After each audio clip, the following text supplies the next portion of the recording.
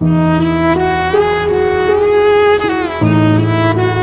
నేను బయటకు పోయిస్తామా? సరే నైనా బిర్యానీ పోయి బిర్యానీ రా పో సరుకులు తేళ్ళ. సరే వస్తాలేమా.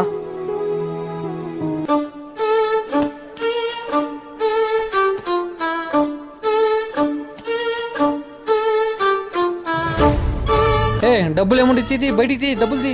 ఎవరు బాబు నువ్వు? ఎవరు? ఎందుకు వస్తాను లోపలికి? ఎవరు బాబు నువ్వు? చూడు డబ్బులు ఏముండి మొత్తం ఇచ్చేసే, లేదంటే ముసలిని చంపేస్తా. నైనా మేము చాలా బీదాలు నైనా. నా కొడుకుని దాక్కుంటాను, నా మొగిని దాక్కుంటాను. డబ్బులు లేవు నైనా.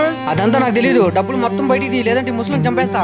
నైనా సంపద నైనా, నన్ను డబ్బులు ఇస్తాను నైనా, వచ్చేస్తా ఈకపోతే. వద్దు నైనా, ఇది నా కొడుకు కాలేజీ ఫీజు నైనా, వద్దు నైనా. అదంతా నాకు అనవసరం. ముందు డబ్బులు దూరంగా ఉండు, దూరంగా ఉండు, దగ్గరికి రామాక, దూరంగా ఉండు, ఆడే ఉండు.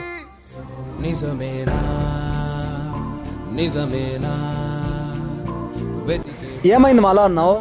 నైనా ఎవరో దొంగ వచ్చి డబ్బులన్నీ తీసుకొని పోయినారా. ఏంటి మా జాగ్రత్త ఉండాలి కదా, దొంగ వచ్చినప్పుడు గట్టిగా అరచొచ్చు కదా నువ్వు. ఒరే నైనా మీ నాయన గొంతు పైన కత్తి పెట్టింటే ఇచ్చేసినారా? డబ్బులు ఇచ్చేసినావు, ఇప్పుడు నా కాలేజ్ ఫీజు ఎట్లమా? నైనా ఎట్లా అట్లా అప్పు చేసి కడతావా నైనా? అరే ఉండరా, వస్తానా మా, నేను బయటకు వెళ్ళొస్తామా? సరేనా? ఏరా ప్లాన్ సక్సెస్ అయిందా? బిర్యానీ దబ్బా ఇంకా రాలేదు. ఏంట్రా ఇక్కడికి పిలిచావు? అరే ఎంత అడిగినా మా అమ్మ డబ్బులు ఇవ్వట్లేదురా. ఇదంతా కాదు, నేను చెప్పినట్లు చేయరా. ఏం చేయాలరా? రే నేను చెప్పినట్లుగా నువ్వు చేసినావంటే నైట్ మొత్తం పార్టీ చేసుకోవచ్చు, ఏమంటావు? ఏంటో చెప్పురా.